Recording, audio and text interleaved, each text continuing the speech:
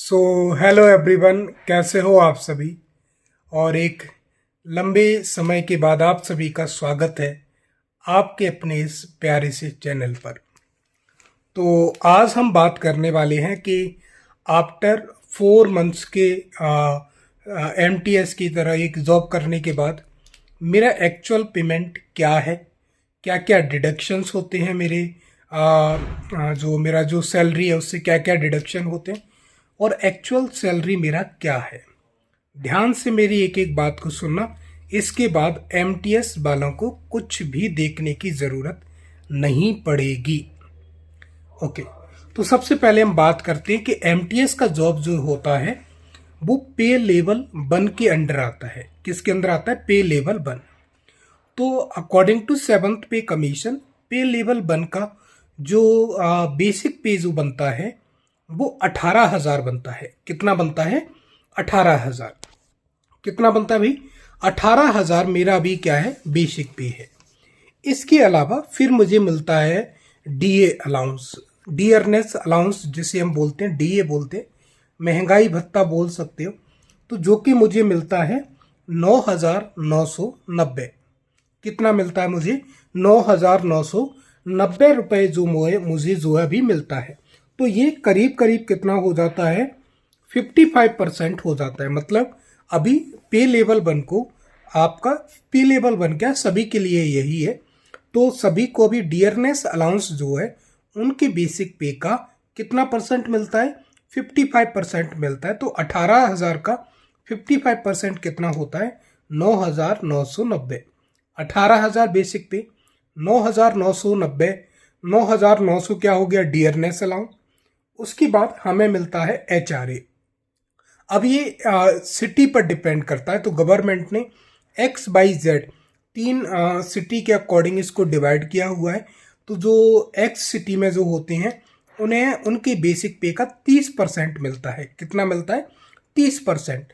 तो मुझे जो एचआरए मिलता है वो मिलता है 5,400, 5400 रुपये मुझे क्या मिलता है? एचआरए मिलता है। और उसके बाद हमें मिलता है टीपीटी, मतलब एक ट्रेवल अलाउंस जो होता है वो हमें मिलता है। तो वो मुझे मिलता है कुल 2,093 रुपये, 2,093 रुपीज़। तो इस तरीके से 18,000 बेसिक पे, 9,900 मुझे डीए मिला, उसके बाद एचआरए 5,400 रुपये मिला और एक टीपीटी अलाउंस मिलता है जो मिलता है मुझे 2,093 रुपये। तो इस तरीके से मुझे पूरा जो मेरा पे जो बनता है वो बनता है 35,393। तो 35,393 रुपये मेरा क्या हुआ? एक सैलरी हुआ, ग्रॉस सैलरी। अब इसके बाद डिडक्शंस होते हैं कुछ। तो एक डिडक्शन जो होता है वो डिडक्शन होता है एनपीएस का। कितना होता है? एनपीएस। एनपीएस मतलब बोलूँ तो आपको जो रिटायरमेंट के बाद जो पैसा मिलता है उसका जो है अमाउंट जो आपकी सैलरी से पहले डिडक्ट होता है और कुछ पैसा जो है गवर्नमेंट भी उसमें मिलाती है। तो मेरा जो अभी जो एनपीएस के लिए जो अमाउंट जो डिडक्ट जो होता है वो होता है 2,790 रुपीज़, मतलब 2,790 रुपये अभी मेरे अकाउंट से, मेरी सैलरी से जो है कटते हैं एनपीएस कंट्रीब्यूशन के लिए, जो आपको रिटायरमेंट होने पर आपको मिलता है। उसके बाद एक सीजीएचएस अलाउंस होता है, अलाउंस नहीं, एक सीजीएचएस डिडक्शन होता है। सीजीएचएस बेसिकली क्या होता है कि सेंट्रल गवर्नमेंट एम्प्लॉयज़ के लिए एक 250 रुपये पर मंथ आपकी सैलरी से डिडक्ट किए जाते हैं। तो इसके बदले में आपको गवर्नमेंट की तरफ से और आपकी फैमिली को फ्री जो है ट्रीटमेंट, इलाज वगैरह मिलता है अगर आप 250 रुपये पर मंथ कटवाते हो।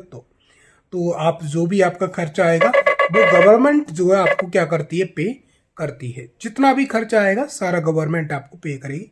कुछ लिमिट्स भी होती हैं। तो 250 रुपये पर मंथ आपके सीजीएचएस के कटते हैं। अगर आप चाहें तो कटवाना, अगर आप नहीं चाहते कटवाना तो वो अमाउंट डिडक्ट नहीं होगा। इसके अलावा एक प्रोफेशनल टैक्स जो है हमारे अकाउंट से डिडक्ट होता है। आप जिस स्टेट में रह करके, भले ही आप सेंट्रल गवर्नमेंट के एम्प्लॉय होते हैं, लेकिन आप जिस स्टेट में सर्विस करते हैं वहाँ की गवर्नमेंट को आपकी सैलरी से एक टैक्स जाता है। तो मेरी सैलरी से अभी 200 रुपीज़ का टैक्स जाता है। 200 एक प्रोफेशनल टैक्स कटता है हमारे अकाउंट से। और एक होता है CGE GIS करके कुछ होता है, ये भी हमारी सैलरी से डिडक्ट होता है, जो कि 10 रुपये हमारी सैलरी से कटते हैं। तो एक 250 रुपये डिडक्ट होते हैं, 2790 हमारी NPS के लिए डिडक्ट होते हैं, प्रोफेशनल टैक्स 200 रुपये जाता है, और एक CGE GIS कोई डिडक्शन होता है, ये 10 रुपये जाता है। तो टोटल हमारी सैलरी से कटता है 3250 रुपये, 3250 रुपीज़ हमारी सैलरी से डिडक्ट होते हैं। ठीक है, तो हमारा नेट पे कितना बनता है इन सब डिडक्ट को हटाने के बाद? 32,143 रुपीज़, 32,143 रुपीज़ जो है आई एक MTS की जब आप ज्वाइन करते हो तो इतनी सैलरी आपको मिलती है, बिना कोई इनकेसमेंट के, बिना किसी कोई आपको आपका कुछ नहीं मिला। अब इनकेसमेंट कब लगता है? कम से कम 6 महीने की सर्विस के बाद। तो मेरा जो है इनकेसमेंट लगेगा वो जनवरी में लगेगा, तो जनवरी से मेरी कुछ सैलरी बढ़ जाएगी, 1000-2000 जो भी होगा, पता चलेगा कितनी बढ़ती है।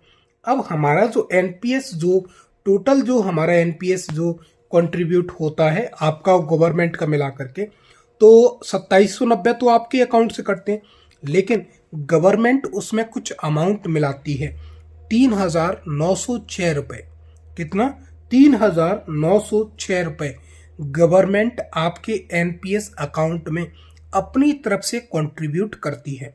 तो टोटल जो आपका एक MTS का बता रहा हूँ, टोटल जो एक MTS का जो NPS जो होता है वो कितना कंट्रीब्यूट होता है?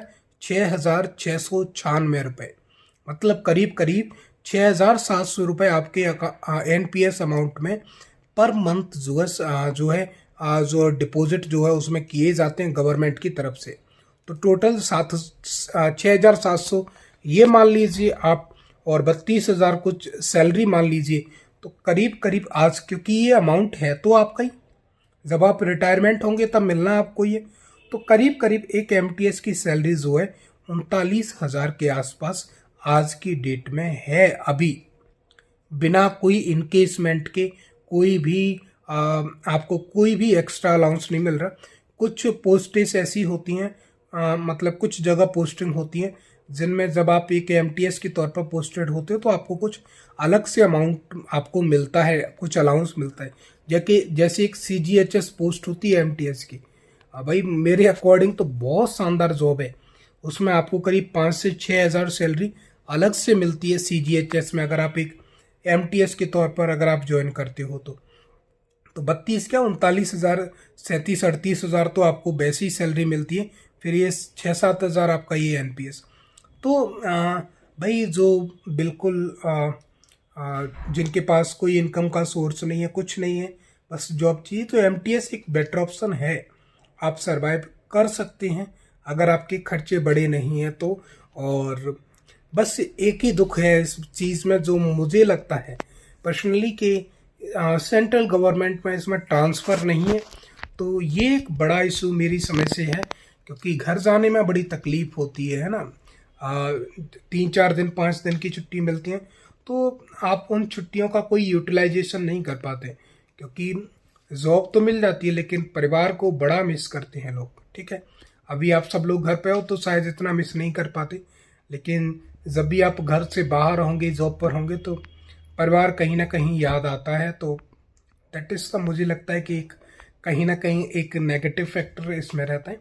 शायद अगर ट्रांसफ़र होते तो मुझे लगता है कि इससे बेटर कोई जॉब हो ही नहीं सकती। ठीक है, लेवल 1 के अकॉर्डिंग, है ना, ऐसा नहीं कि किसी भी चीज़ से, इससे भी बेटर जॉब है, पर लेवल 1 के अकॉर्डिंग MTS से बेटर कोई जॉब नहीं हो सकती। इफ़ कंडीशन है कि अगर ट्रांसफ़र होता तो, ट्रांसफ़र नहीं है, that is the main negative factor, है ना। सो सभी को बाय बाय। अगर आपका और भी कोई सवाल है तो आप कमेंट कर सकते हैं। Thank you. जय हिंद, जय भारत।